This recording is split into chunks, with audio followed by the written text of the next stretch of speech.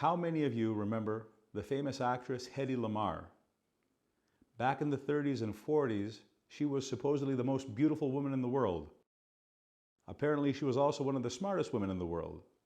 During the Second World War, she worked on a top-secret military program. She invented a frequency-hopping guidance system for US submarines and for their torpedoes. She had almost finished the project, but she didn't know what to call it yet, and she needed a logo. So one day, she goes to her favorite Greek cafe in Hollywood. She walks in, says hello to Mr. Panagiotis, and orders her typical Spanakopita and double espresso. She sits down at the booth and immediately gets lost in her thoughts again. Mr. Panagiotis brings over her plate, sees her like that, and says, "Why always thinking? Phai," which means eat in Greek. She looks up at him, confused, and says, "What was that?"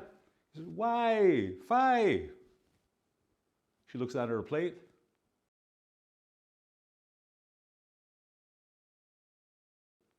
And the rest is history.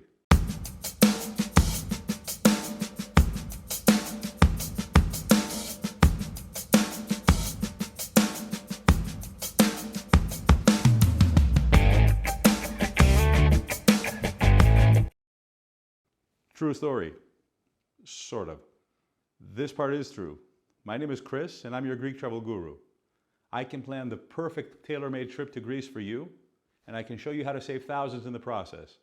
Just hit me up on my website for that. Now, let's make Spanakopita.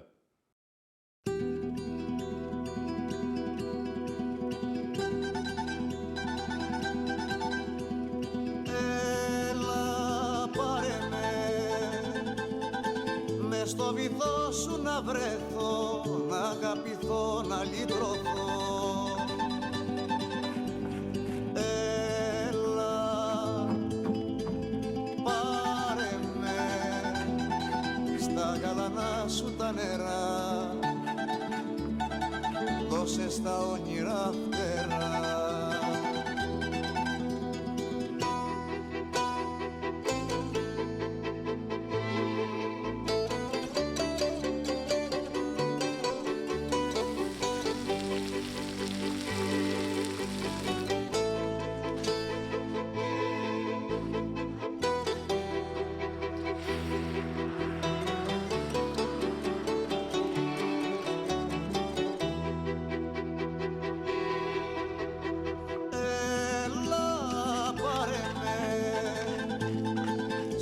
Ταξίδια μακρινά στου δειλινού τα μενεξιά.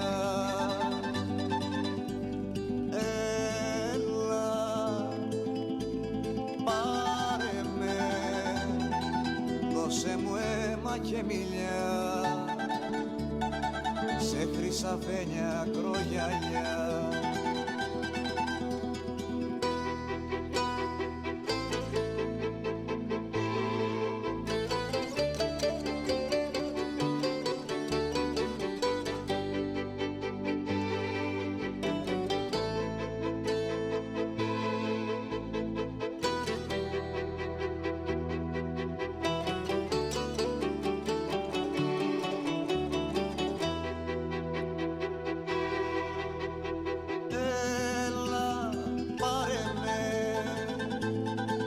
Εκεί που το κορμί λιγάει, εκεί που το κορμί γεννάει. Έλα, πάρε με και θεϊκός μου γίνε στίχος που τον χορεύει ο ρυθμός κι ο ψάλτης ήχος.